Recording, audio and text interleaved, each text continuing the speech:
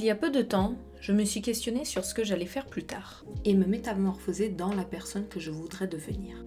Je me présente, je m'appelle Charlotte, je suis étudiante dans le domaine du design et je pratique du tir à l'arc.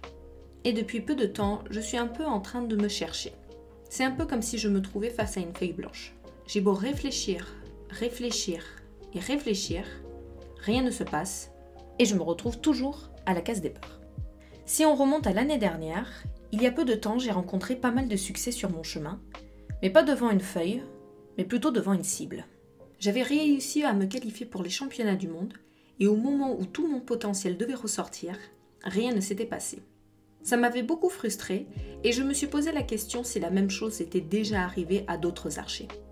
Je suis alors allée à la rencontre de 3 archers dont chacun me raconte leur métamorphose. La première archère que j'ai interviewée s'appelle Danielle Ramos. Elle est 3 fois championne du monde et a plus de 30 ans d'expérience dans le tir à l'arc. Mais malgré tout, elle a elle aussi rencontré ses difficultés. Alors en 2019, il y a eu un championnat de France nature où j'étais ultra favorite, comme jamais j'avais été favorite. Vraiment une année au top. Et le jour du championnat de France, ça n'a pas marché. Je n'ai même pas monté sur le podium, alors c'est pas si souvent que ça quand même. Et j'ai pas compris ce qui se passait. Ces doutes, Danielle n'est pas la seule à les avoir vécus. Robin Gardeur, qui est archer de haut niveau depuis plusieurs années, a été 2 fois champion du monde et raconte également son expérience durant un championnat d'Europe. Et il nous témoigne comment est-ce qu'il est ressorti de cette expérience. Pour faire simple, je suis revenu en 2015 du championnat d'Europe. J'avais fait une bonne place, j'étais 4e, mais j'ai passé un championnat absolument affreux. J'ai bien tiré la première cible et derrière ça a été une hécatombe. Et en fait, psychologiquement, ça m'a complètement détruit et je me suis dit, mais je ne suis pas fait pour ce sport-là, je ne suis pas fait pour tirer des finales, je ne suis pas fait pour aller à un championnat international.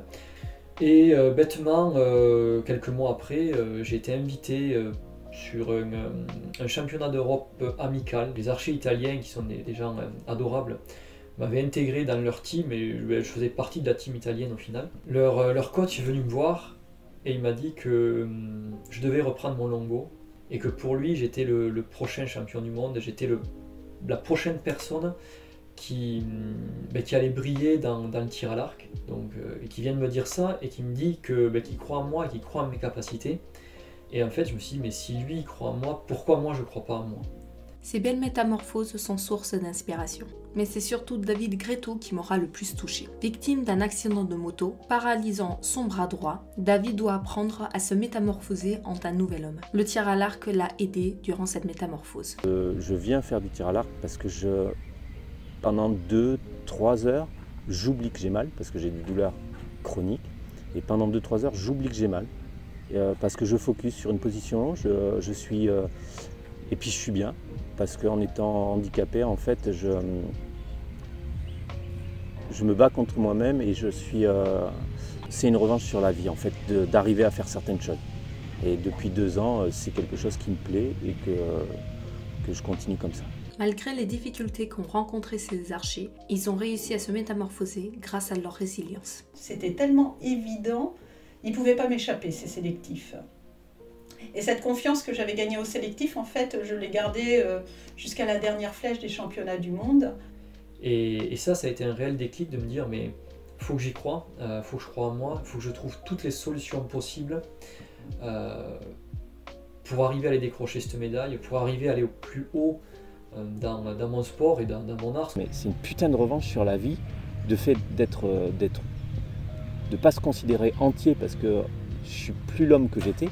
Et là, c'est vraiment une revanche de dire tiens, je suis capable, je peux faire et j'y arrive et je bats des gens qui sont entre parenthèses qui sont entiers. Personnellement, je sais que ma métamorphose n'est pas encore venue. Mais le témoignage de ces 3 archers ont été pour moi des exemples à suivre. Notre propre métamorphose se fait petit à petit. Il faut être suffisamment patiente pour la voir éclore.